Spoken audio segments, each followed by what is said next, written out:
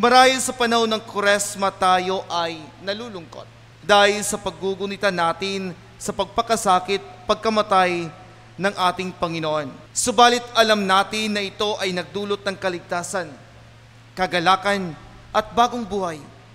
Ito ay dahil sa kanyang muling pagkabuhay. Kaya ang ating mga pagbasa ngayon ay nagpapaalala sa atin that Palm Sunday reminds us that there is joy in the midst of difficulties.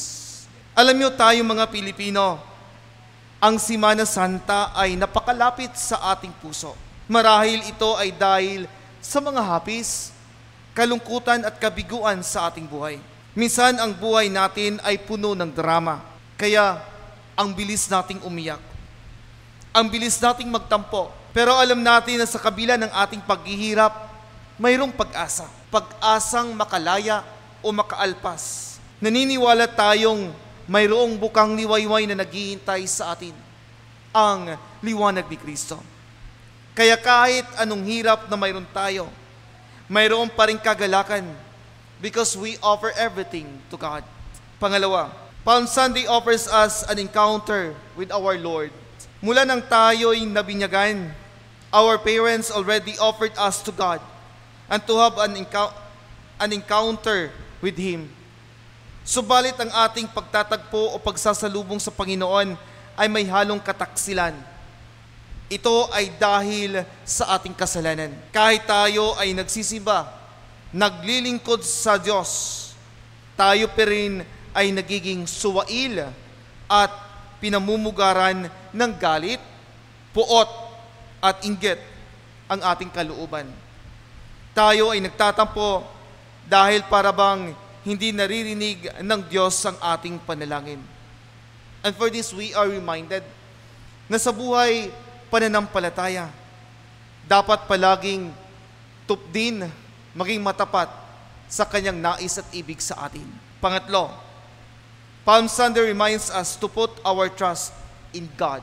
To trust and believing that He is truly the source of life. Pagtitiwala at paniniwala ng ating Panginoon ay totoong pinagmumulan ng buhay. Sa mga tagpong ating narinig kanina, dito ipinapakita ng ating Panginoong Jesus na ang pinakapuso ng lahat ay ang pag-alay niya ng kanyang buhay sa dambana ng cross. Hindi lamang ito simbolo ng kaligtasan, bagkus ito ay dahil sa kanyang pag-ibig na totoo. Kaya, ano pa ang ating hinahanap? Bawat isa sa atin, sana maging totoo sa sarili and be fully convinced that Christ is enough for us. Samahan natin si Jesus ngayong Semana Santa sa bundok ng Kalbaryo. Tunay na nakakalungkot ang nangyari sa ating Panginoon. Subalit alam natin na ito ay nagbigay sa atin ng isang napakagandang regalo, lalo't tigit nung siya'y muling nabuhay.